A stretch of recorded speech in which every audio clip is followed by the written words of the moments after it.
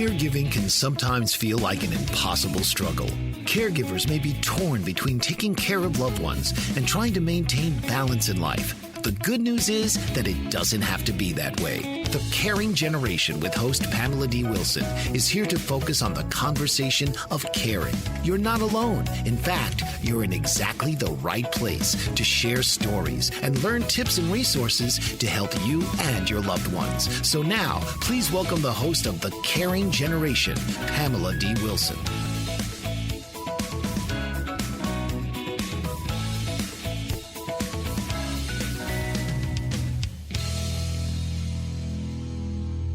This is Pamela D. Wilson, caregiving expert. I'm your host. You're listening to the Caring Generation radio program, coming to you live from the BBM Global Network, Channel 100, and TuneIn Radio.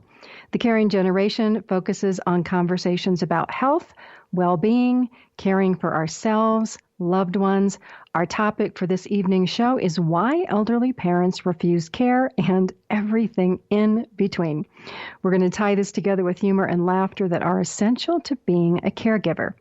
Take the Caring Generation with you wherever you go on Apple Podcasts, Google Podcasts, Pandora, iHeartRadio, Spotify, Spreaker, Stitcher, SoundCloud, CastBox, and more. Share the program with your elderly parents and family members. You can download a podcast app to their cell phones and show them how to listen. It's the perfect way to begin conversations about caregiving by letting me do the talking for you. This week, we'll be talking about why elderly parents refuse care. I'll share suggestions to help you manage through these conversations and interactions. The idea of refusals might be easier to understand if we look at ourselves and answer the questions. Why do we dislike the idea of change? Why do we ignore the suggestions of others? Why don't we take better care of ourselves? What are the things we know we should be doing, but we don't? We all refuse to do things that might be good for us. Our elderly parents who refuse care, they are no different, especially when their physical or mental abilities change.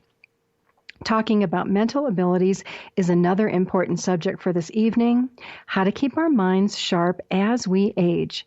Special guest Katherine Hackett from the Cognitive Neuropsychology Lab at Temple University. She will share research about staying sharp and also share information about clinical studies. If you live in Philadelphia, Pennsylvania, and are interested in participating, Temple University is recruiting for participants. If you don't know what a clinical study or a clinical trial is, it's a program that allows consumers like you to volunteer to test treatments or health interventions to prevent, detect, treat, or manage a disease or a medical condition. In the case of the clinical studies at the Temple Cognitive Neuropsychology Lab, these studies relate to everyday function, memory loss, traumatic brain injuries, aphasia, heart surgery, and more. You can find more information on the Temple website. Go to www.sites.temple.edu/Cog Neuropsych Lab, and that is spelled COGNeuropsychlab/current-projects. Katherine Hackett from Temple will be sharing more information on this subject in our second segment. Let's talk about 6 reasons why elderly parents refuse care. The first is apathy. Really just not caring. It's a lack of interest or emotions and not being motivated to do anything, to take any action. Apathy and a lack of motivation result from a medical diagnosis, taking certain medications, and lifelong habits. Apathy can happen to any one of us. Let's talk about a medical diagnosis as a reason for why elderly parents refuse care. Dementia, Alzheimer's disease, stroke, Parkinson's or Huntington's disease, or schizophrenia are health concerns that result in thinking difficulties, apathy, and with some diseases, difficulty moving around. Research confirms that apathy is an ignored condition. A study by the University of Exeter confirmed that 45% of persons diagnosed with dementia suffer from apathy. Elderly parents, When they are diagnosed with any of these diseases, they may refuse to participate in activities of daily living. For example, taking medications, eating, or bathing. Untreated depression is another cause of apathy. In this situation, it's extremely important to work with a physician who is willing to work with you, because various types of medications called SSRIs that treat for depression can result in, guess what, apathy.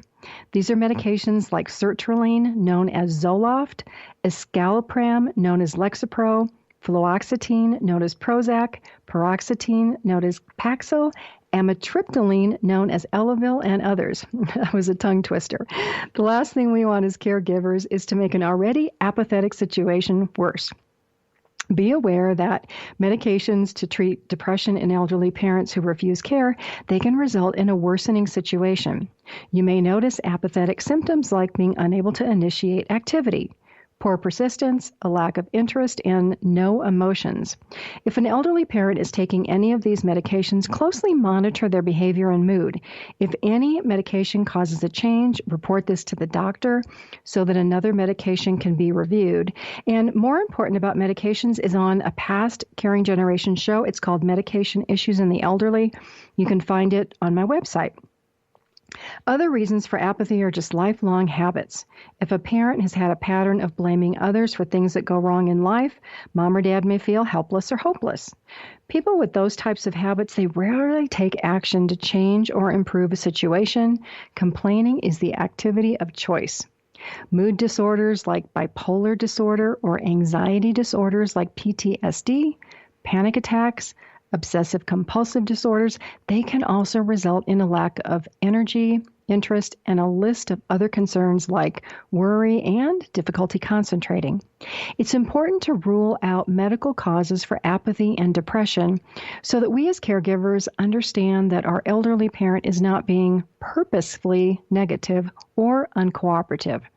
If the cause of apathy or depression is a medical diagnosis, we can become more educated on how to work with elderly parents in these situations.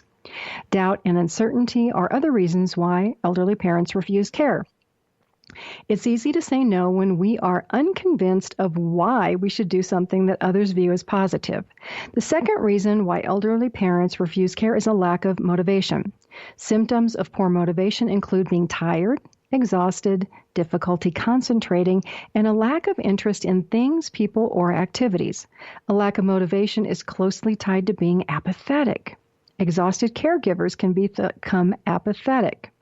We'll talk more about why elderly parents refuse care in the second half of this show. Up after this break, Katherine Hackett is going to join us to share information about keeping our brains sharp, plus all of the clinical studies going on at Temple University in Philadelphia, Pennsylvania, where you can participate if you live locally.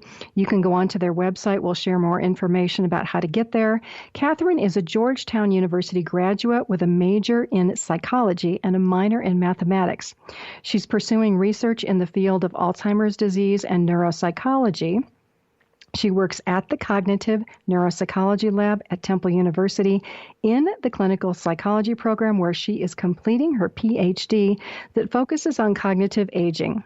Share the Caring Generation with friends and family members. This and all of the past programs are downloadable as podcasts from my website, PamelaDWilson.com. This is Pamela D. Wilson on the Caring Generation. You're with me live on the BBM Global Network, Channel 100, and TuneIn Radio. Stay with me. We'll be right back.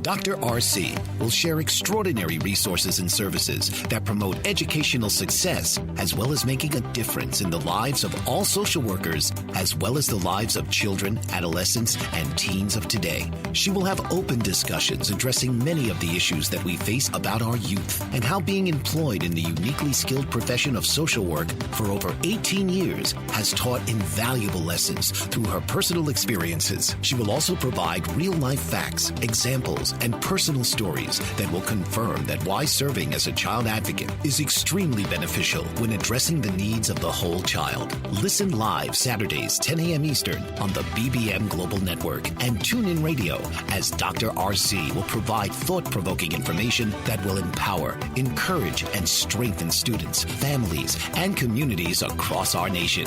You can also visit her at soarwithkatie.com. Renaissance woman, trailblazer, maverick. Those are just some of the words to describe Tashandra Poulard, owner and CEO of House Virgo Entertainment, LLC, a woman minority veteran-owned entertainment company based in Washington, D.C. Ms. Poulard served 10 years honorably in the United States Navy and departed from active duty to pursue her dreams of becoming an entertainment mogul. House of Virgo Entertainment offers script writing, producing, directing, DJ services, editing, and more.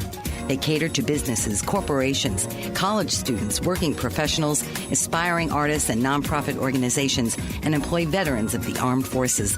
Tashandra Poulard is pioneering the way we view media and taking her brand global. Visit her at www.houseofvirgoentertainment.com or call 281-515-3740 and like her on Facebook at House of Virgo Entertainment, LLC.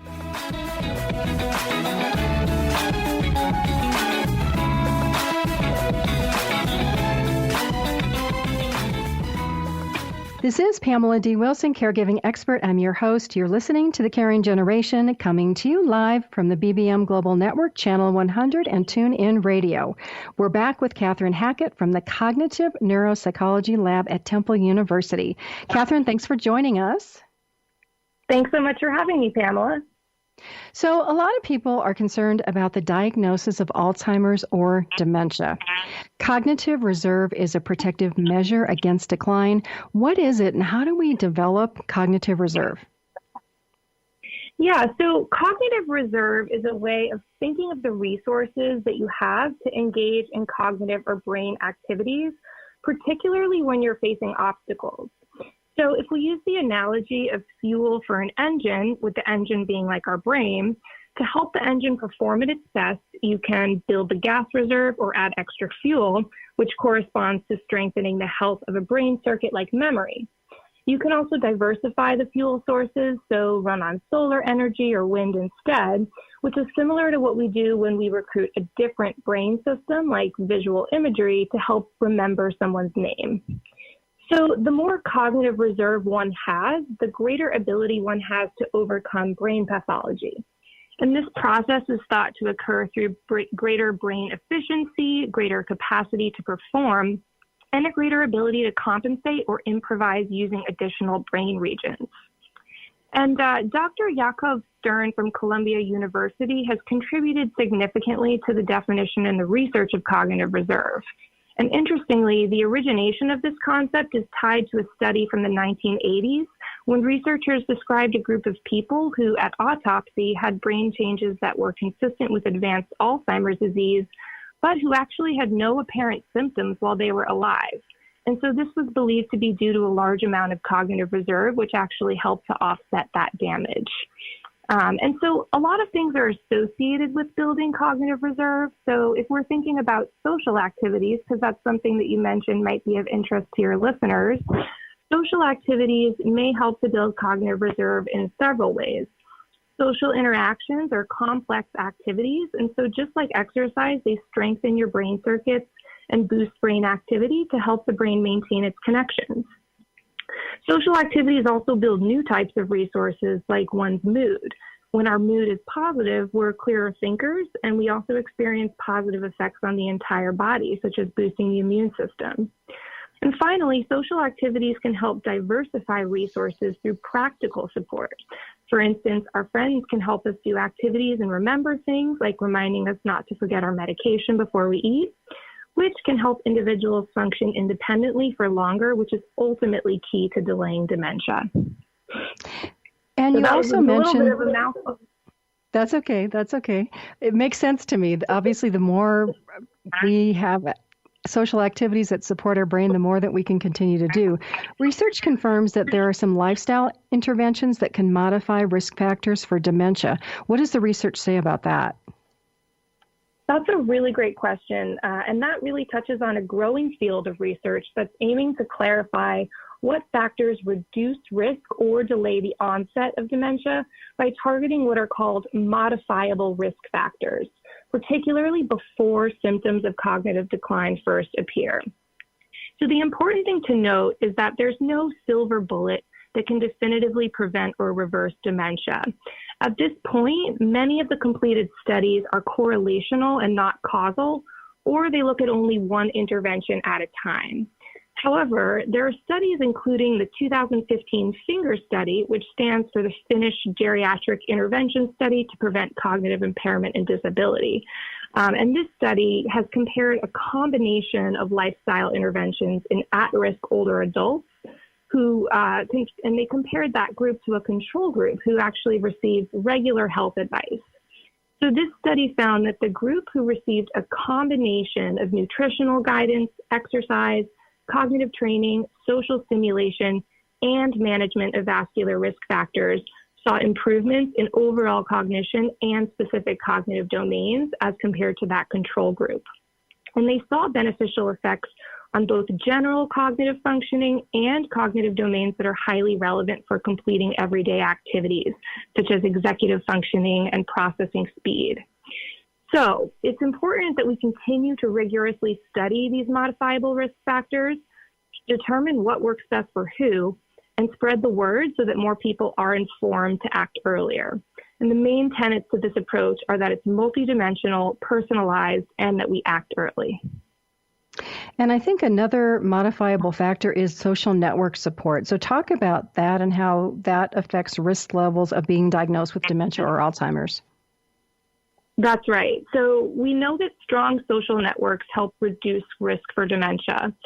One study published in 2000 by Laura Fertiglioni and colleagues showed that on average, individuals living alone and those without close social ties had an increased risk for developing dementia.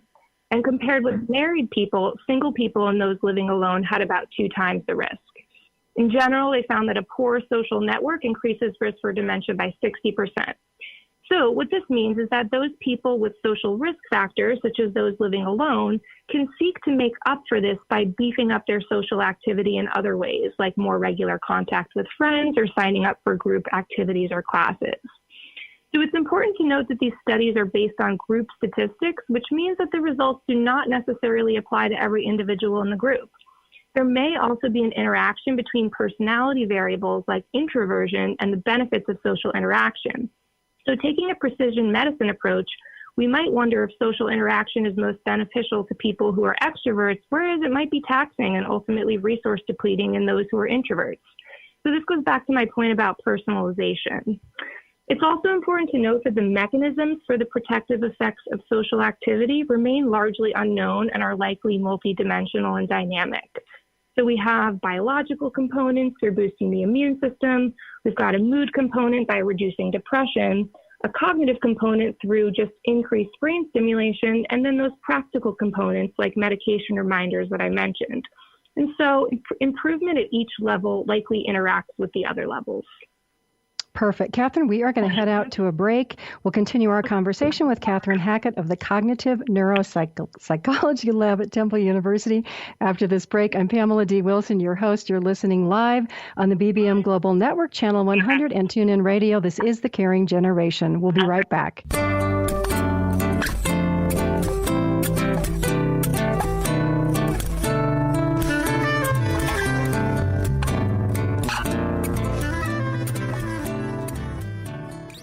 French Rastafarian baker Chef Hugues Mott is a fourth-generation baker and has worked in 11 countries across 3 continents. Born in Mulhouse, France, he began apprenticing in his father's bakery at age 12 and has devoted his life to learning cultures of the world from inside kitchens across the globe. He also teaches traditional French baking by hosting demonstrations and classes, and his passion for baking is reflected in his delicious confections. With a deep respect for discipline and his Rastafarian way of life, Chef Hugues Mott exemplifies commitment to tradition and culture in a global world. Traveling extensively and combining a myriad of flavors into his recipes, Chef Hugues Mott brings a unique approach to baking. To read more about the French Rastafarian baker, visit www.frenchchefhugues.com. That's Hugues. Bon appetit and bless up. Mike Zorich, a three-time California state champion in Greco-Roman wrestling at 114 pounds. Mike, blind since birth, was born in Hartford, Connecticut. He was a six-time national placer, including 2 seconds, 2 thirds, and 2 fourths. He also won the Veterans Folk-Style Wrestling twice at 152 pounds. In all these tournaments, he was the only blind competitor. Nancy Zorich, a creative spirit whose talents have taken her to the stage and into galleries and exhibitions in several states. Her father, a commercial artist who shared his instruments with his daughter and helped her fine-tune her natural abilities, influenced her decision to follow in his footsteps. Ms. Zorich has enjoyed a fruitful career doing what she loves. Listen Saturday mornings at 12 Eastern for the Nancy and Mike Show for heartwarming stories and interesting talk on the BBM Global Network.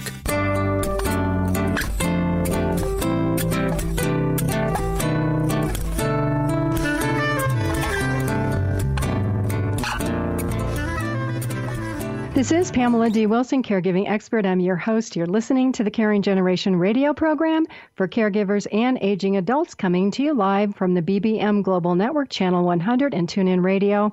Let's continue our conversation with Katherine Hackett of the Cognitive Neuropsychology Lab at Temple University. Katherine, before the break, we were talking about the importance of social activity, and research studies relate activity with a decreased risk of dementia. What types of activities have the greatest effect? Yeah, so I can talk about one particular study from 2001 by Skarmeas and colleagues from Columbia University in New York. And this study asked whether increased leisure activities are associated with decreased risk of dementia.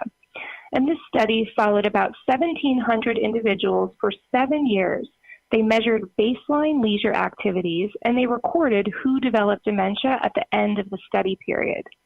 They recorded participation in 13 total leisure activities. So some of these included knitting, music, engaging in hobbies, walking for pleasure, visiting friends, physical conditioning, reading magazines, and things like that.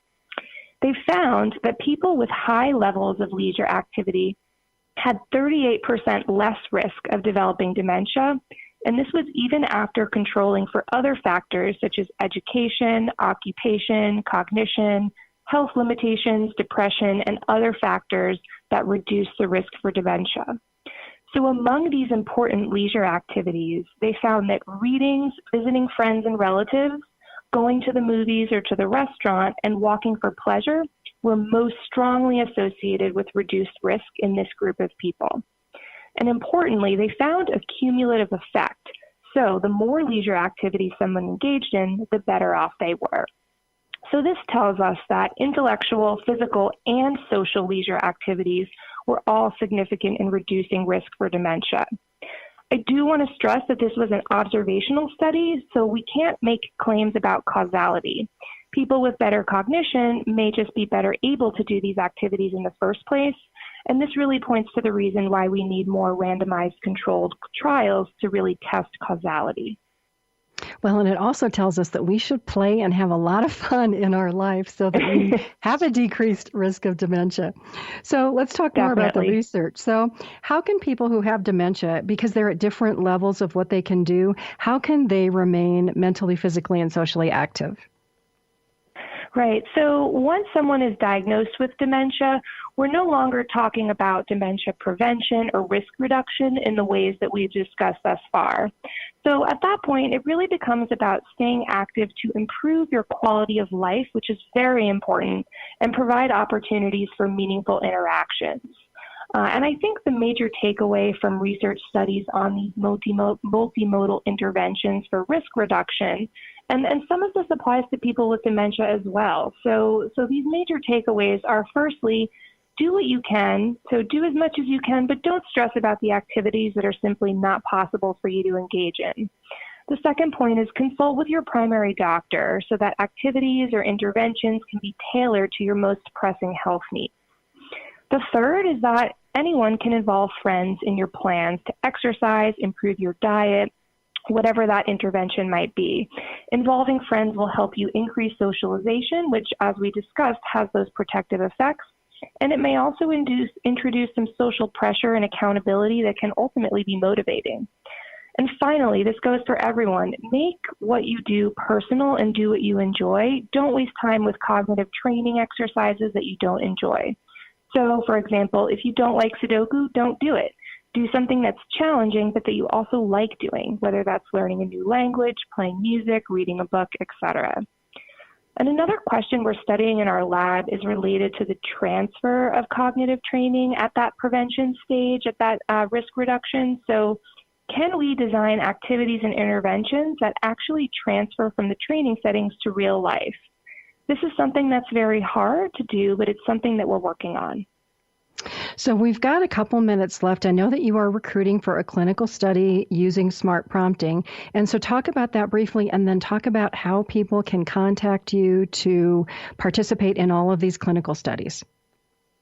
Sure. So our lab at Temple is interested in understanding really subtle changes in everyday activities like preparing meals that happen in healthy older adults and in those who are experiencing cognitive decline. So we believe that changing patterns in these everyday tasks represent a marker for cognitive decline and may actually be used for earlier detection and more meaningful intervention. So one of our studies, called the Smart Prompt study, is aimed at improving those everyday activities in people with mild dementia. And our main goal is to reduce the burden that their caregivers experience while these caregivers are helping them complete these everyday tasks. So the goal is really to free up the caregiver's time so that they're able to indulge in more rewarding interactions with that person. So this study involves participants using a smartphone application that we developed on their own personal phone, which serves to remind them to complete tasks in the home. And this app was designed specifically to be user-friendly for older adults with cognitive impairment and walks them through a series of instructional steps. And we've completed pilot testing for this app in our lab, and it's shown really promising initial results and has received some great feedback from caregivers. So individuals over 65 who have mild cognitive impairment or mild dementia who also own a smartphone are eligible to participate in this particular study. And do they go to your website? Do they call you? What do they do to get to you, Katherine? Yeah, so there's a range of things that one can do, but the easiest thing I would recommend is either following the website link that is linked to your podcast, Pamela, or just popping into Google Temple Cognitive Neuropsychology Lab. Once you get to our website, you can browse through the current projects, most of which are very straightforward. Some are even surveys. You can even do some from home. But again, I'd stress that coming to Temple and participating in a study in person is actually a great way to do a lot of those positive interactions and boost that socialization and challenge yourself. So things that we've been talking about today. So Great. Go onto the website, you can just Google and somebody can reach out to you. Perfect. Katherine, thank you so much. Listeners, again, I'll give the website after I come back after this break, but it'll also be in the podcast transcript for the show. So there will be a way for you to get to learn more about these clinical studies and to participate. Coming up after this break, we'll have more on the subject of why elderly parents refuse help and what you can do about it. Tips and solutions for caregivers and aging adults are on my website, PamelaDWilson.com. Share your technology skill with your family members. Install your favorite podcast app on your parent's cell phone and show them how to listen. I'm Pamela D. Wilson, your host. You're listening to The Caring Generation live on the BBM Global Network Channel 100 and TuneIn Radio. Stay with me. We'll be right back after this break.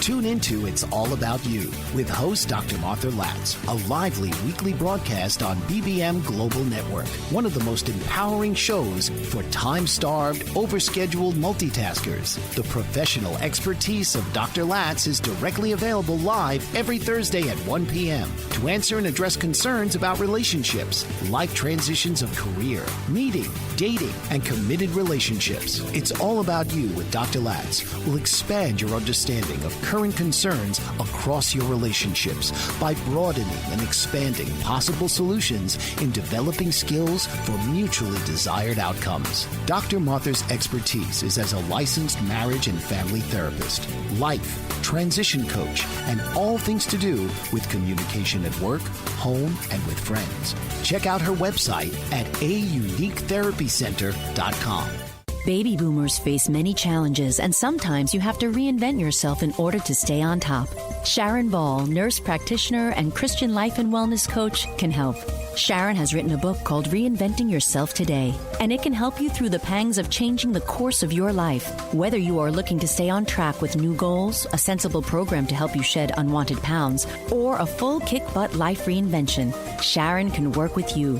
Follow your passions and live each day according to your dreams, and free yourself from the expectations of others. Sharon comes from the heart and shares her own personal journey to reinvention with her clients. Other self-help books inspired her, but few gave her the steps to improve her life, so she created a plan that works. Stress no more. Let Sharon Ball open the door.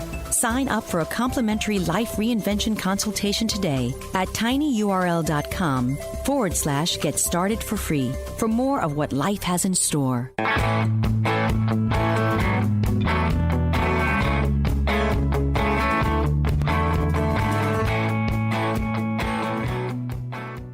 This is Pamela D. Wilson, caregiving expert. I'm your host. You're listening to the Caring Generation radio program for caregivers and aging adults, coming to you live from the BBM Global Network, Channel 100, and TuneIn Radio.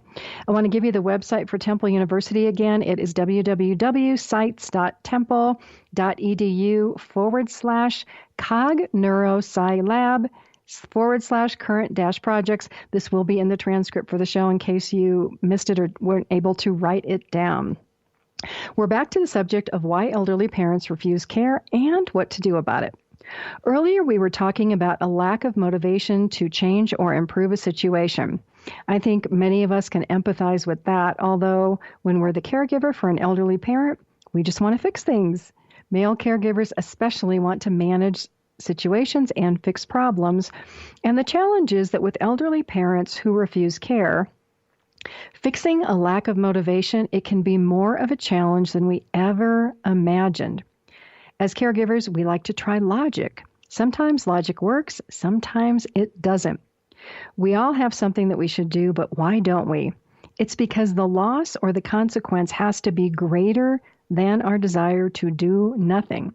For example, if the only thing between an elderly parent staying at home or moving to a care community is the ability to walk and not fall, walking and exercise for balance might seem like a good idea. Becoming and staying motivated, it can be a tricky thing. How many goals are set to exercise or lose weight? We start and then we give up because immediate results aren't happening. This is especially true with elderly parents who refuse care because any type of change for them, it is going to take time and happen over time. So how do we motivate them? Part of it depends on understanding the why, meaning why an elderly parent doesn't want to take action. Part of it results from fear. Let's talk about 4 fears that elderly parents have that contribute to why they refuse care. They include a loss of control, fear of not being seen as able or capable, fear of not having enough money, and fear that their health is going to get worse. Loss of control is a fear met with statements like, "Oh, I don't need any help," or "When I need help, I'll let you know." When we and our elderly parents feel that life is out of control, it usually means that we feel that circumstances are just taking over our lives. And the way to control is to get clear on what we want and what we don't want. So let's look at a conversation with an elderly parent and how we might start this out. It goes like this. "Mom or Dad, I get it. You're saying that you don't want any help. I worry about you. I'm noticing that it's more difficult for you to take a shower because you're afraid of falling.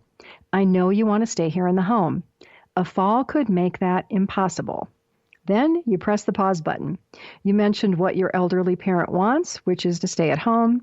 You mentioned your concern, and you mentioned what they don't want, which is leaving the home. So then you go on and you say, well, what if we work to come up with a few solutions? The key is that you want to have some solutions in your back pocket when you're talking to them about this. And in the case of bathroom safety, Think about installing grab bars in and near the shower or tub, non-skid bath mats, even go to the extent of considering a raised toilet seat. While you're looking at bathroom safety, think of everything that might be of help to your aging parent. Taking steps to avoid that fall, it's very wise. Know that the conversation the first time may fail and you may have to bring it up again.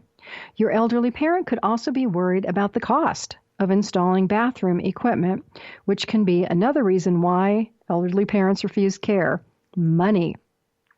Talking about costs for safety equipment and care costs in general helps them become more comfortable talking about money. When an elderly parent refuses care because of money, you might hear things like, "I'm not made of money," or they may just say no in response to any suggestion that you make that has a cost. We all know that some things we readily spend money on and other things we resist because we don't see it as necessary. The discussion point with elderly parents is really one of value, the idea of what's it worth to you to stay home. In the case of bathroom safety, the question could be, is it worth it for you to spend $250 for bathroom safety equipment so that you can stay home if I help you pay for it? When you pose the question in a results-oriented manner, with the result being something that your parent wants, staying at home, it might be easier to get a yes instead of a no. If you also realize that an elderly parent is concerned about having enough money, extending that conversation is a good idea so that you can understand what their financial concerns are, and maybe they will actually tell you how much money they have. So it sounds like this: Mom or Dad, you seem concerned about money.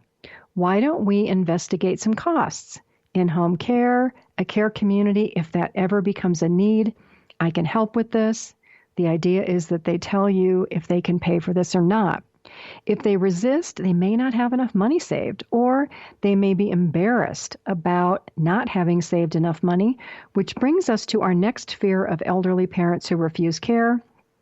It's not being seen as capable.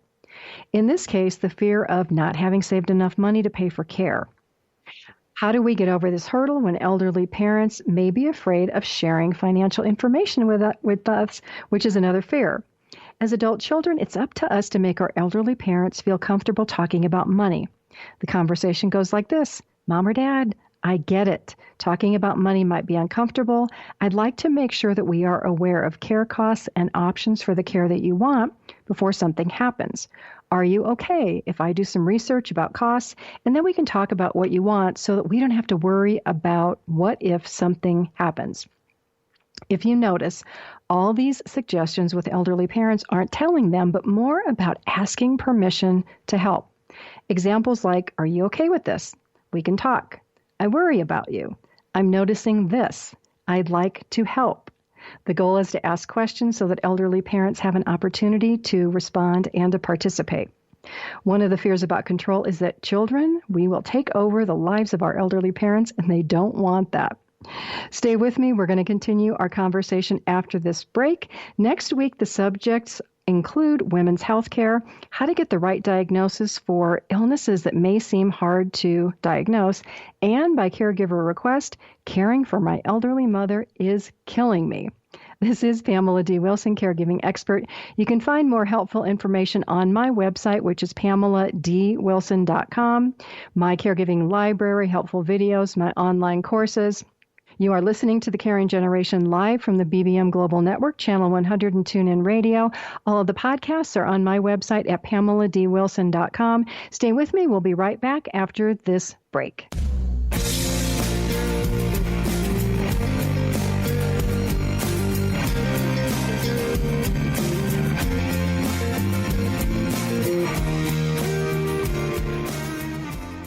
Renaissance woman, trailblazer, maverick. Those are just some of the words to describe Tashandra Poulard, owner and CEO of House Virgo Entertainment, LLC, a woman minority veteran-owned entertainment company based in Washington, D.C. Ms. Poulard served 10 years honorably in the United States Navy and departed from active duty to pursue her dreams of becoming an entertainment mogul. House of Virgo Entertainment offers script writing, producing, directing, DJ services, editing, and more. They cater to businesses, corporations, college students, working professionals, aspiring artists, and nonprofit organizations, and employ veterans of the armed forces. Tashandra Poulard is pioneering the way we view media and taking her brand global. Visit her at www.houseofvirgoentertainment.com or call 281-515-3740 and like her on Facebook at House of Virgo Entertainment, LLC. The opiate epidemic has reached crisis levels, and with so many families affected by addiction, opiate-related drug overdoses, and death, the time is now to have a real constructive conversation about addiction that could lead to better prevention, treatment, and recovery. Alan Charles, author and keynote speaker on drug abuse and prevention, presents The Alan Charles Show. Alan brings a message of hope, sharing his unbelievable story of surviving a 24-year addiction to cocaine and highlights from his memoir, Walking Out the Other Side, an addict's journey from loneliness to life. His raw honesty and courageous heart breaks the stigma of addiction and offers a unique perspective into the mind of an addict. Join Alan each week as he brings his listeners to a true understanding of the grip of addiction. It is only with this understanding that we can begin to heal. The Alan Charles Show, Thursdays at 9 p.m. Eastern on the BBM Global Network.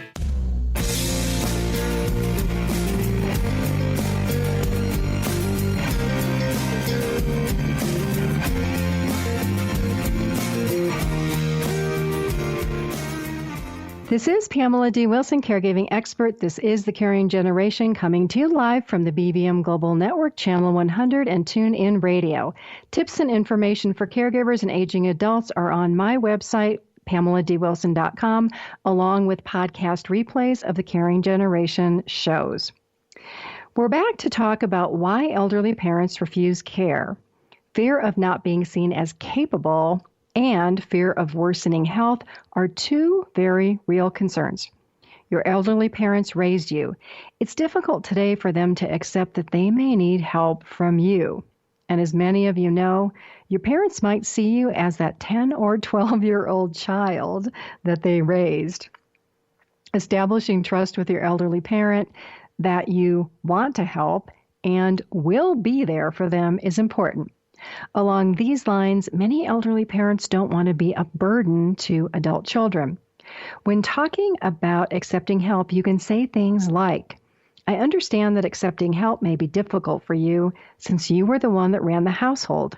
We're all going to need help one day. Tell me what you're worried about so that we can work through this together. I worry about you. I want you to have the help that you need, whether it's me or a paid caregiver. That conversation introduces the idea of options, whether it's me or a paid caregiver. Another concern about elderly parents who refuse help is that adult children caregivers may not be able to be the sole caregiver, which is why I mention paid caregivers. As we talked last week with Rita Chula of AARP, balancing work and caregiving is a challenge for adult children. If you missed that show or any of the past Caring Generation radio shows, they're on my website, PamelaDWilson.com. Go to the Media tab and then scroll down to the Caring Generation radio show. As we talk about how to talk to elderly parents who refuse care, sharing these radio shows and podcasts with them can be very helpful. Download a podcast app to their cell phone, show them how to listen to the program. Let's talk about the reality that the health of our elderly parents, for better or worse, is likely to get worse, not better. What does this mean for you as the caregiver and for your elderly parent? The answer for your elderly parent who experiences further health declines is that they will need more care and assistance, whether that is from you, someone else, a paid caregiver, or a care community. The answer for caregivers is more time pressure and possibly financial support. Last week, we talked that caregivers contribute anywhere from $7,000 to $12,000 a year for elderly parents who need a lot of care. More time is going to be needed from you to assist elderly parents who may initially refuse that help. But what do you do when they flat out refuse to accept help? Because this happens.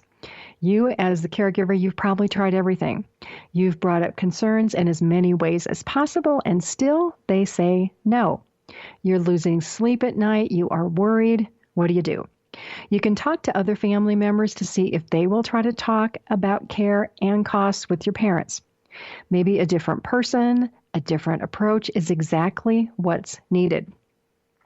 Your elderly parents may be more willing to talk to another family member about their concerns. You may also want to involve a geriatric care manager. What is this? For over 20 years, I served as a professional fiduciary and a care manager because sometimes it does take somebody from the outside of the family to bring a new perspective to a care situation.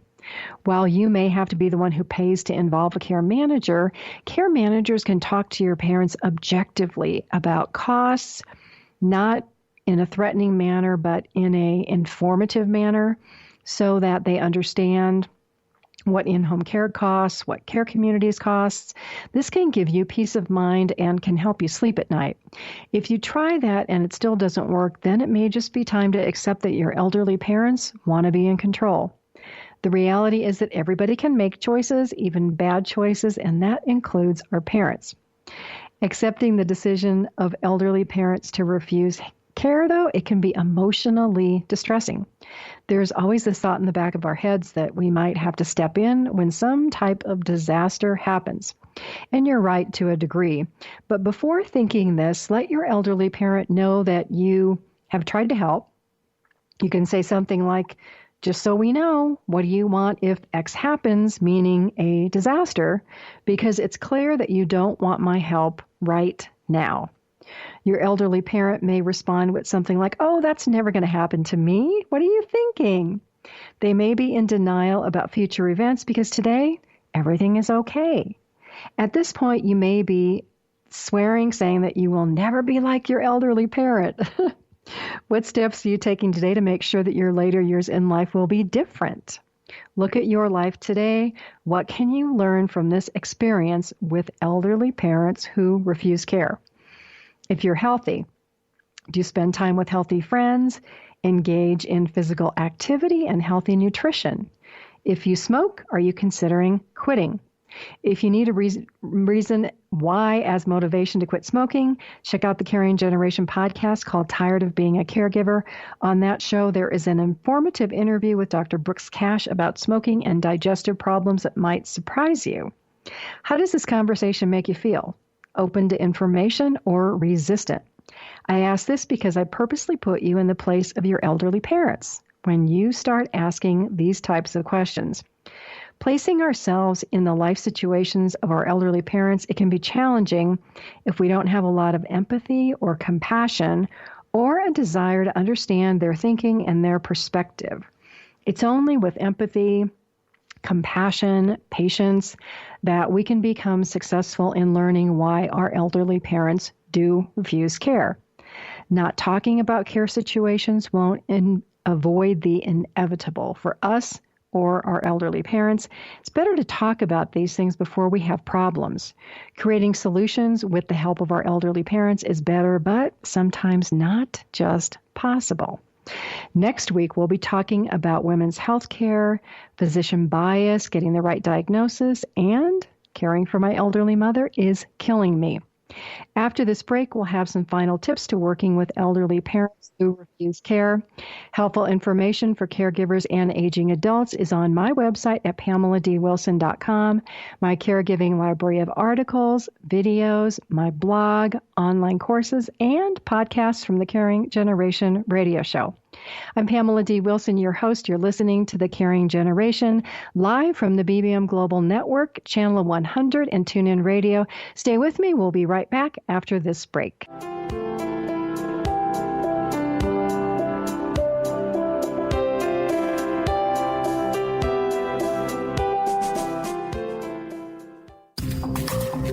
Master of words, powerful player.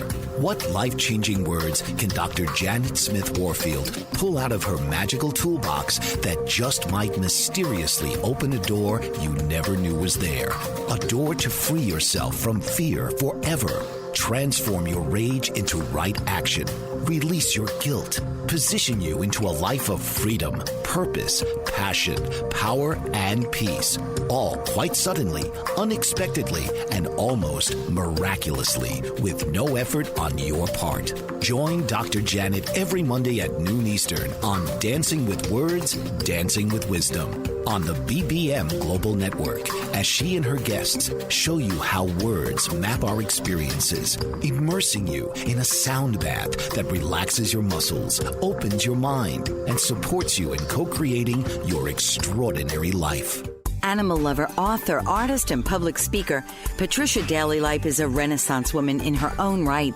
A lover of animals from a young age, Patricia lives on a farm in Virginia and has rescued neglected thoroughbred horses, keeping them or finding them safe havens.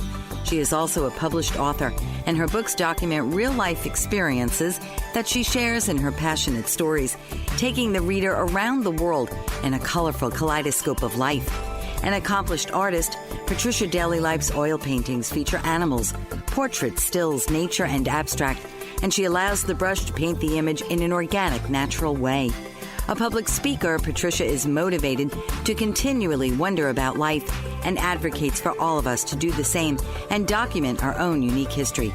To learn more about Patricia Daly-Lipe, visit www.literarylady.com and www.patricialipe.com or email her at pdlipe@gmail.com.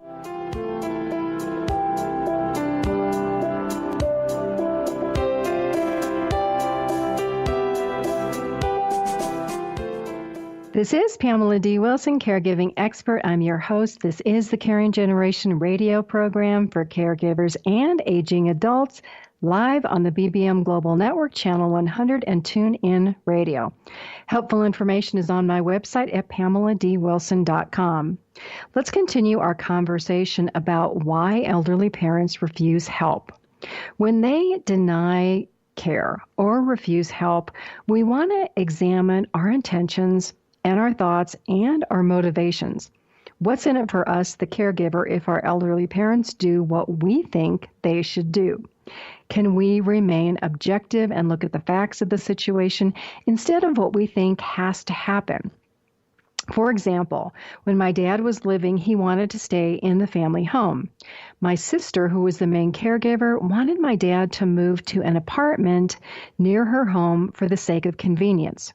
She had him convinced 3 or 4 times, and at the last minute, every time, he changed his mind and he refused to move. The idea of what my sister wanted was convenient for her, but it really didn't consider what my dad wanted, which was to stay in the family home. As caregivers, the idea of convenience for us versus necessity versus what our parents want is important to think about. When we look at the why of why an elderly parent should do something, do we understand the why for our parent? Have we asked? Have we become personally judgmental or angry that our elderly parent doesn't do what we want them to do? Have we taken an all or nothing attitude, arguing with our parents, telling them that we're going to walk away? Are we so frustrated with how much time we're spending and our elderly parents aren't doing anything to help us? Paying attention to how we respond to stressful situations as a caregiver tells how compassionate we are and how empathetic we are. If we take a win-all attitude, we might be too emotionally invested in the outcome of what we want our parents to do, and we could be setting up a win-lose situation. Caregivers who are emotionally invested in too close to situations can lose perspective and become over-controlling. As with our elderly parents who refuse care because they feel life is out of control, we do the same as caregivers. The more life goes off track, the more we want to control the things that we can control. It's the same for our parents. How can we use our feelings as caregivers to understand the feelings of our elderly parents who are afraid of losing control, who are afraid of change, who fear looking incapable, and who honestly are worried about running out of money? We have to take a step back from that situation and try to look at it objectively and really decide, do we really want to win the battle and have our parents lose? Rather than try to fix everything, sometimes we just have to work with them and try to get it all worked out. We caregive because we love. Why do elderly parents want to stay at home? Because they love their homes. It's safe, it's comforting, and everything else outside of that might be a little scary. Today, our elderly parents need comfort from us. Next week, we'll take this conversation further with the idea of caring for my elderly mother is killing me. I know that idea may be shocking, but many caregivers feel this way, and you told me that that's what you want to talk about. Listeners and caregivers, thank you for everything that you do every day, every week in taking care of yourselves and as caregivers in helping others.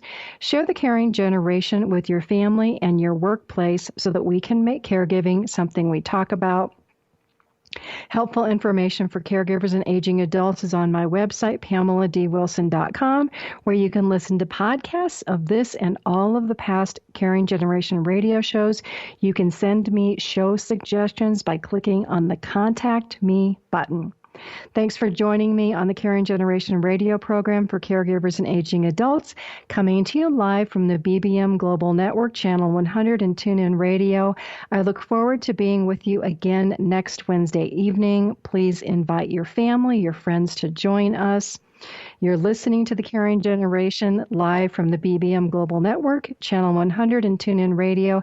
God bless you all. Sleep well tonight. Have a fabulous day tomorrow and a great week until we are together again. Tune in each week for the Caring Generation with host Pamela D. Wilson. Come join the conversation and see how Pamela can provide solutions and peace of mind for everyone. Here on Pamela D. Wilson's The Caring Generation.